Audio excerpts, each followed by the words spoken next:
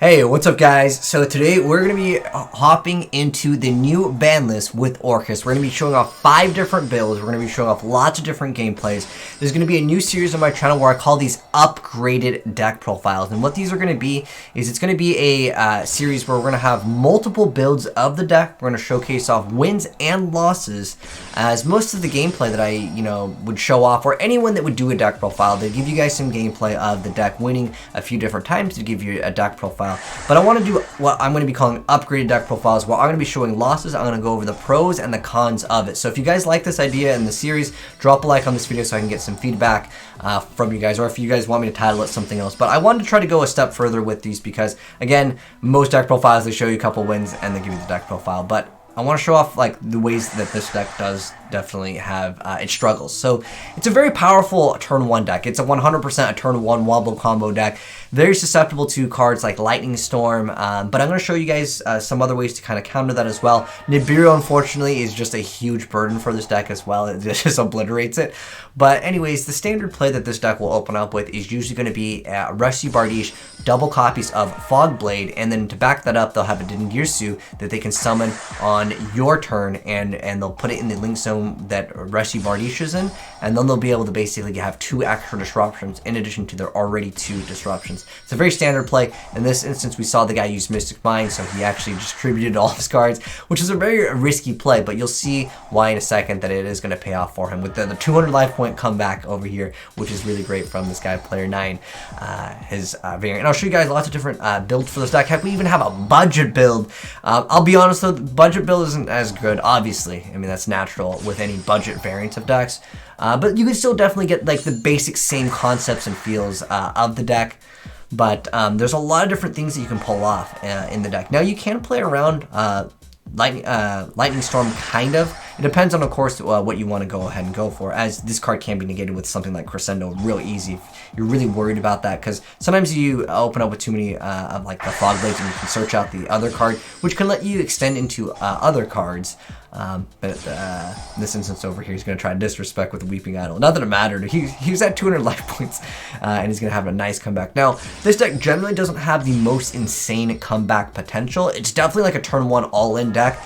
With Gizmek Orochi, it definitely can be a little bit better because you have like a monster that can always reoccur. Plus, it has to be Dark Machine. You can run Scrap Recycler, and that's another build of it, which we will be giving you guys a deck profile of. But I want to go and show you guys that that's like what I would consider more of a standard Orcust like play, minus of course like tributing his own cards. You have to be very careful with Mystic Mind, as that card can obviously completely destroy you. This deck sometimes doesn't play any back row destruction. There's no like back row that this deck runs that can like pop 1 card, right? But I want to show you guys like a newer build. This is one that I'm currently still working on, but this one will play around Dark Ruler No More, which will allow you to VFD your opponent. Well, VFD basically just activates it immediately anyways, and then like, well, too bad for your opponent, because it only negates the cards that are currently on the field. So anyways, with this combo, and this is going to be something I'll briefly explain. All you need is Girsu, and then 1 extra card for an extender. So it could be Jester Confit, it could be any card that can resummon itself in the deck. You can play Dangers, there's lots of other things. So one thing that's really nice with Girsu, and the reason why I can't really recommend the budget version of this deck, is because when you give this to your opponent, they cannot Gamma you. They cannot, in this instance, we can get rid of it. You can leave it on the field for like a long time. Heck, you can leave it on there the entire time, because when it goes to your opponent's turn, you can just pop it anyways with Rusty Bardiche. But I just went ahead and got rid of it over there. But the thing is, they can't Gamma you, they can't Impermanence you. There's probably another few cards that they can't do. So in this instance over here, I'm playing a different build, which I'll also give you guys the deck profile of, which will play Master Change second. Okay, this is actually really important for the deck. The reason why I like this card a lot is it makes your bad hands a lot better. And on top of that, you have access to Dark Law, which is very powerful. And it also lets you dodge some of the hand traps, as your Girsu usually, its effect gets negated. Guess what? But with this, you'll be able to combo through it. And on top of that, if you don't make Dark Law, you can also make Dragoon, as you guys already saw. Like, it's just, instead of this card, it would be another card that I would summon, because I'm getting the boots for free with the effect of the cloak. I'm going to go ahead and add it back to my hand. And I want to get it in the graveyard anyway, so I can banish it, so I can go ahead and set up the standard play, which is usually double Fogblade, or you can do this. Now, this is a newer play over here, because, of course, Rusty Bardiche is back. So you can go ahead and search out the rank up launch. So One thing that's important, it's a very standard combo. Again, you're doing this, do this ASAP, and usually you want to protect Dark Law. This card, it sometimes can be ran over. You can also technically utilize it for Appaloosa. There's a lot of other uses for this card for the boost up of attack over here.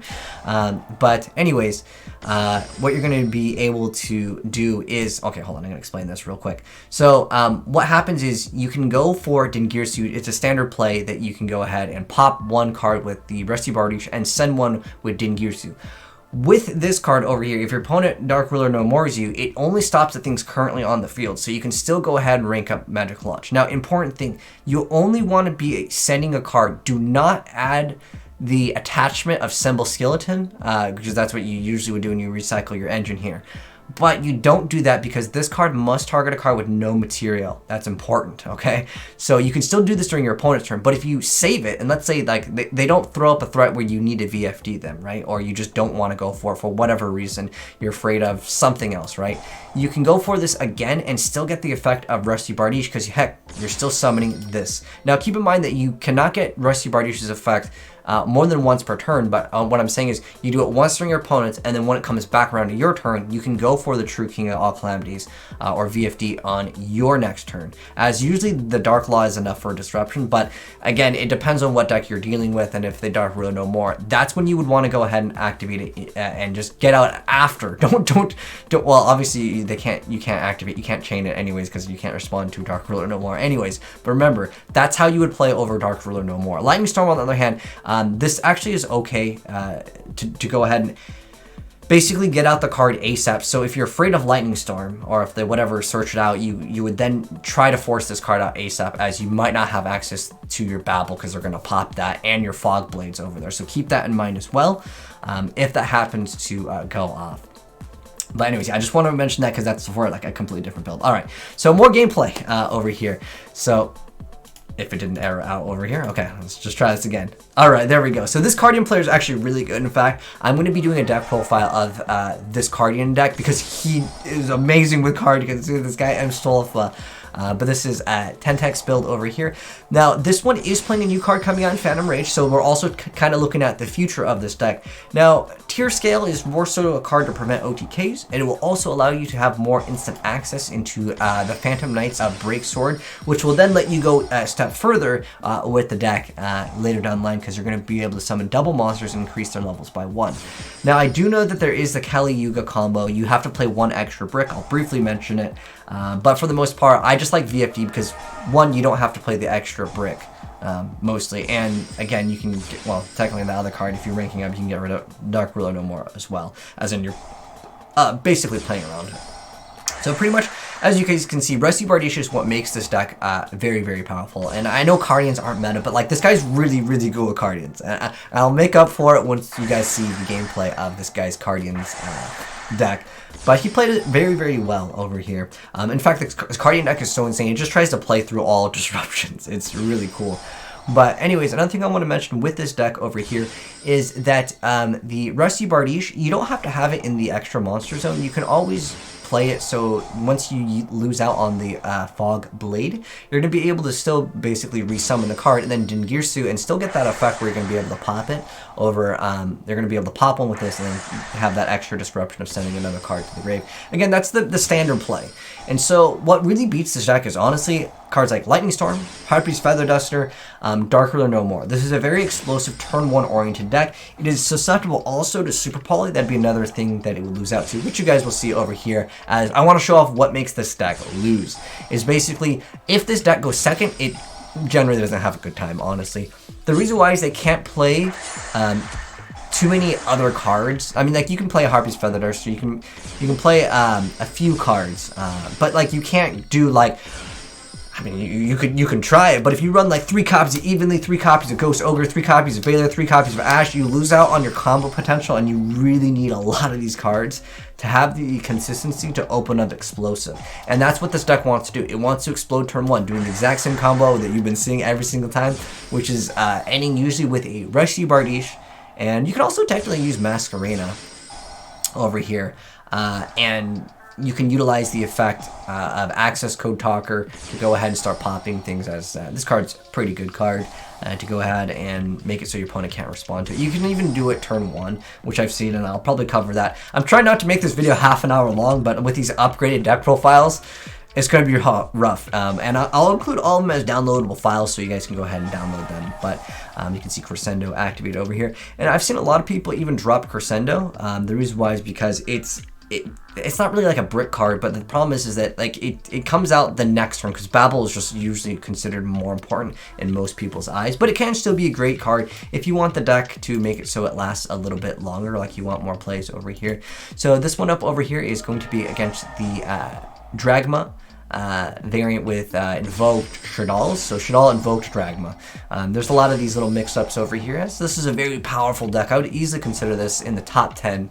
I'd say, I don't know, I've been playing this deck for a while. Honestly, I would not consider the deck to be like a tier 1 deck. It's a really good deck, but I guess what I should say, I would not consider at the moment for this deck to be a top 3 deck. Like Orcust were 100% like top 3 before, but the problem is they're very, very vulnerable to so many of the things that are available in the game right now. Like literally one hand trap over here. Now he tries to boost it up, but it doesn't matter.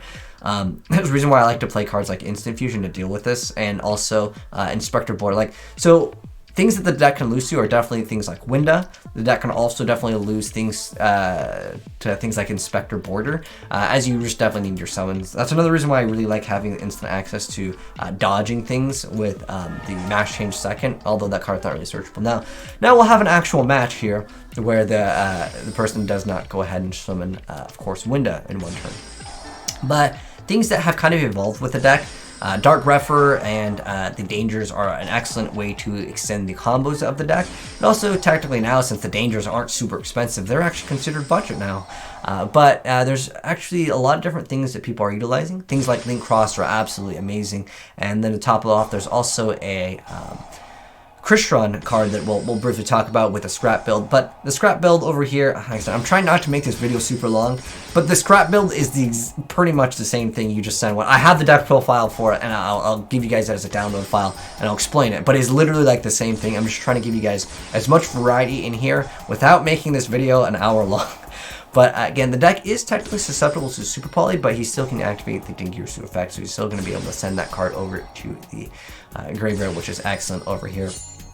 So he's going to go ahead and be able to just go ahead and attack. And then with the Time Thief Redoer over here, you're going to be able to go ahead and access that. And unfortunately, there's probably multiple copies of it, but when there's only, of course, one target, not going to be looking too good. But I mean, that's the thing with Super Poly. Sometimes he needed, of course, his Shadals, and he unfortunately did not get one. He's got a droplet over there. This one up over here is going to be against Numeron. It's more so, this is actually, I was going to open up with this video, but basically it's the basic bread and butter, I would say, of the deck, and showing you guys that you don't need Girsu also to make this deck go off, as I do want to show off a budget variant of this deck, which the budget variant, it's, again, Girsu helps out so much, but it's possible to play this deck without it, and I want to support those budget players by at least giving them the opportunity to play what you could still pretty much get out the same concept, but like you lose out on like one extra extender, which is like the token that you get for free. So instead you'll have to have like another card instead of getting the token for Rusty Parties. But again, this is like the bread and butter of this deck, and this guy ends up going for Mystic Mine. But pretty much this is what you're gonna have turn 1 play. It's usually gonna be 2 copies of Fogblade this, and then in this instance over here, he's going to go ahead and just slap this card right out over here, but he's got the Terraforming for Mystic Mine, and then the duel goes on for a little bit too long, but I wanted to basically go over this one, as the first one that I showed off had Dragoons. This is what I would consider the very standard play. Obviously, well, Mystic Mine not going to be fun to deal with and kind of boring to watch, but I wanted this one to be the like standard opening play for the deck, which is basically what you do. Normally you pop 2 cards, although this card is not very fun, so it's not going to let you do that, but you'd be able to, let's say if this was another field play, you get rid of both, and you'd have that huge advantage, and then potentially later down the line you'd be able to go ahead and of course go for another Galatea. If you decide to go ahead and reattach this as well, that's another option. But yeah, I just wanted to show that off. And then This one over here, the guy kind of, well, I won't spoil it, but I want this one to play off. So basically what the deck loses out to, again, is actually Lightning Storm, because the double Fog Blade really helps out, and the Babble is what really makes the deck go off. As you guys saw versus the Cardian player, he's able to summon the double monsters and then get rid of 2. So if you're having trouble against the Orcust variants, cards that I could recommend that are more splashable, I definitely would say Super Poly and Lightning Storm are excellent cards. Dark Ruler No More is also very good, but I'd say the King to deal with the deck, and I was thinking about getting some gameplay of it.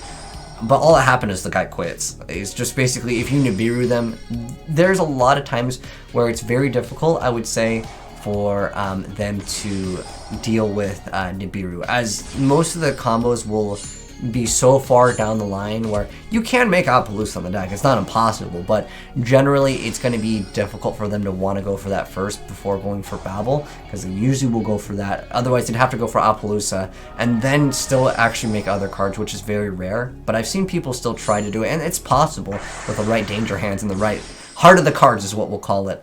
But over here you guys can see that Evenly Match is also a great fantastic card, as they are definitely a turn 1 oriented deck, and once you kind of disrupt their board turn 1, especially with Evenly, because you're able to go ahead and banish the cards face down, they can't have access to utilizing some of the cards. So he's going to go ahead and resummon, and then we have the awesome little combo here where you're getting rid of double cards. But then he's going to go out and flip with that Evenly Match, and he's going to go, well, that's kind of unfortunate over here. I got a Fog Blade. I think he didn't need to leave. This guy ends up leaving, the guy for Freedoms. But I'll give you guys all of the deck profiles, and shouts to all the guys that had the gameplay over here with their different builds, as I want to show you guys all of them. I want to try to get this video done in 20 minutes, because I know with longer videos sometimes it's just, there's so much to go ahead and go over. Now, I did mention that there is the scrap build. I technically have a video going over the scrap variant. I just want to try not to make this video too long, but it's a very simple concept. So what Scrap Recycler does is when he's normal or special summon, you get to send a machine monster from your deck to the graveyard, and once per turn you get to shuffle 2 level 4 Earth machine monsters, and then you get to draw a card.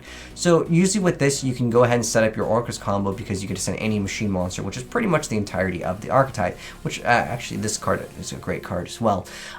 If you want to go ahead and extend your combos, or if you already have something like a Armageddon Knight to continue your combo. But you can send the card Krishan Rosenix, and this card will let you go ahead and actually special summon it has effect where is it? You can banish this card from a graveyard to special summon a Krishan token, which will allow you to go right into another card over here, which would be Scrap Wyvern. Technically, this can also be if you happen to have an additional summon, or if you get let's say Girsu in the graveyard, and then you have access to, let's say, the Symbol, which can be banished to summon. There's a lot of other ways, or you can Symbol can go ahead. What's that? Bombard, I think is. Bombard can let you get the additional summon over here, and this card gets its effect when it's normal or special summon.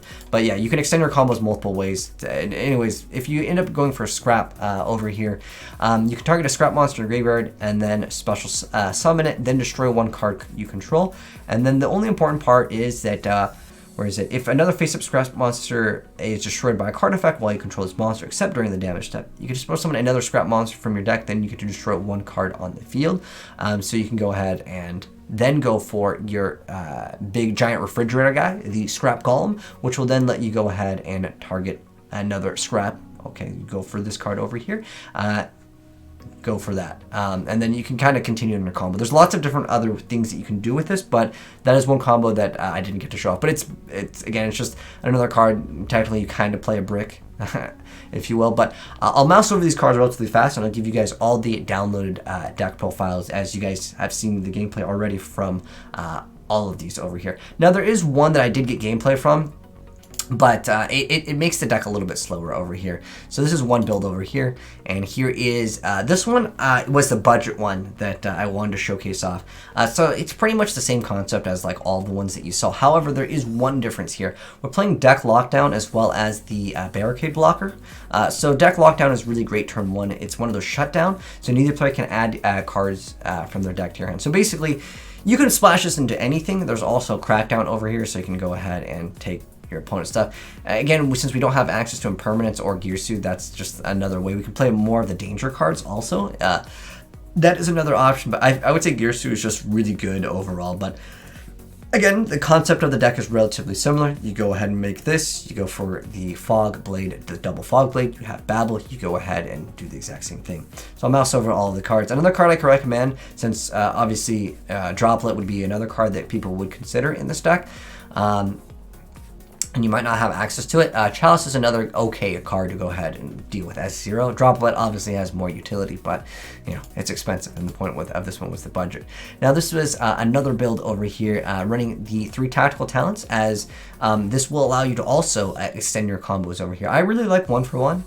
Because I'm running Jester Confident. I'll show you my build over here, which I'm still kind of working on. Like I said, I'm just going to mouse over these relatively quick, as there's just so many deck profiles over here. This is the one where it had the Link Cross, and it also used the Key Blade Master, and this one's really cool. If this Link card is sent to the graveyard as Link material, you get to shuffle 1 card on the field into the deck, so you can reset some of your opponent's stuff, and it helps out going second a little bit. But again, I feel like this deck has a lot of problems going second.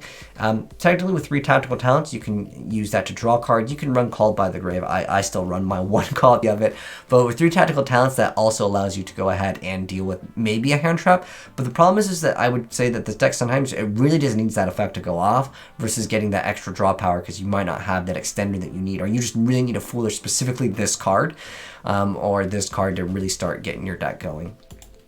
But this is the one that technically, I guess we actually have 6 deck profiles here. We got, but this one of them I'm still working on because I wanted to play it. This is the one that runs the tier scale, which I mentioned, that can help you prevent from getting OTK, which you guys did see him go for this card, as it does definitely help out with specifically going for the Break Sword, which can have that ability to go ahead and detach material, target 1 card you control, which is usually itself, and then you just go and pop one of your opponent's cards. It helps deal with some random stuff sometimes that you really need to get rid of with the deck, because usually you rely on Dinky or Soon. But sometimes, again, when you go to these grind games, these cards become a lot better as they let you kind of survive a little more. So the build that I showed off, which was the VFD, now this one over here, I'm still kind of working on it. I wanted to just kind of mess around to see what I can come up with. Honestly, with Orcust, because I was trying to see what I wanted to build as. When I previously played the deck, which was the build that had the Neos, where you go into Aqua Dolphin, you see your opponent's entire hands, you force out the hand trap, regardless if they activate or not, you basically pop off. Without that, though, I don't really like playing the deck. I liked running Mass Change second, even when I played that. This is the deck, well, not this exact one, but when I played Mass Change second, everyone was super surprised with it. This is when we were grinding ranked in Dueling Book, and in 2.5 days, we reached up on the leaderboards, which is like top 100. Well, I think at the moment it's top 200. Like Overwatch has top 500, you have top 200. We reached 100 and something. Playing this with Mass Change second, I loved it. This absolutely obliterates, like, unless Monarchs have Stormforth, like, this card just obliterates so many decks. And if you came to my live stream, you guys remember, like, this card just, it won. There's so many times where I'd summon Dark Law, instant quit against, the guy was playing Totally Awesome. Easy free wins with this. And I like Dragoons. I know some people don't like playing Dragoons in it. I think Dragoons is too good not to play, especially if they happen to negate some of your effects, and to have like any other follow-up play, which could be just like, let's say, Jester Confident. I might actually drop these to 2. I don't know, I'm testing out this one. This one, just as a heads up, I know a lot of you guys asked me for the deck profile. I'm still working on it. I want to try to get it down to 40. I'm honestly thinking about cutting, like, I could cut like 1 of each of these. I really like having these as extenders, especially going second. Just the access to popping 1 card. It's a random effect, but I liked playing these, honestly. And you can instantly use them for this, which is actually something that a lot of people are surprised by. But for the most part, this is what I kind of enjoy playing. As far as the extra deck, nothing really too special here. I was trying out a lot of different things last night, honestly, when I was playing over on the live stream. But if you guys aren't following me, it'll be there in the description box for the live stream if you guys want to catch me live playing more of this, and I want to well around this deck. So we have 5 deck profiles. This one is currently in the testing phase, as I like to play a little bit more spicy tech. And like I said, I really like the ability to go into Dark Law. And I also really like that with this deck, because Dark Law generally is a lower attacking monster, as it doesn't protect itself with its attack. It's usually just because of the macro effect. I do like the ability with Orcust. It has really good synergy because I can go ahead and increase the attack of Dark Law, therefore getting over other monsters, which is something I really like. So yeah, and this one, I might bump this up to 2 and then put Symbol 2, but like, realistically, to get out the combo and like what I ideally wanted to do, what was the original idea, is to be able to go for turn 1 Dark Law and Red Eyes, and of course have your same combo with the Rusty Bardiche and Dingirsu. It's not that consistent to get out all of these turn 1. It's really not that easy to get out all 4 of, well, technically it's getting out these 3, and then this one will be ready for you to pop double. So instead of doing that, what made it more consistent was just trying to go ahead and go for True King of All Calamities. Therefore, I don't have to go for this. I still have this as an option, but I don't have to go for this, and on top of that, I literally summon this and it's just an auto win, and that's how I feel about it. So I try to focus more on this, and it plays again around Dark Ruler no more, because again, that card only negates the current. I can just type it in. This one only negates currently controls. So I like that, and then you can follow up the next turn, or even if the card goes away, you still happen to have Symbol Skeleton as access. Because remember, you're not going to be taking any damage. So you can just, like, if they Dark Ruler no more you don't even have to use the Babble effect. You can just be like, oh, it's fine. You can either negate all their stuff, or you can just wait the following turn and then negate everything else anyways, right? Although they'd probably negate this card from going off anyways, that if you wait for the BFD the following turn after they pop up. Anyways, that's it. Hopefully you guys enjoyed these upgraded deck profiles. Like I said, I'm trying to keep these under 30 minutes, but it is difficult. But I'm going to kind of judge with the like to dislikes. If you guys like these where I show off losses in the deck and kind of go more in depth, showing off multiple deck profiles, multiple different builds. But anyways, thanks for watching, guys. Hope you enjoyed the video. If you did, drop a like on it. If you're new here, hit subscribe, turn on that bell. And if you guys want to see more Orcust stuff, and you're new here, I do plan to go ahead and show off the Water Orcust build. It's a little bit weird, but I think it is definitely possible, as it was a lot easier, obviously, with Mermaid, but I think it's still possible. And if you guys want to see me in other builds of Orcust, would love to go ahead and see other builds, as I think that there are quite a huge variety to go ahead and check out. Anyways, I'll catch you next one. Peace.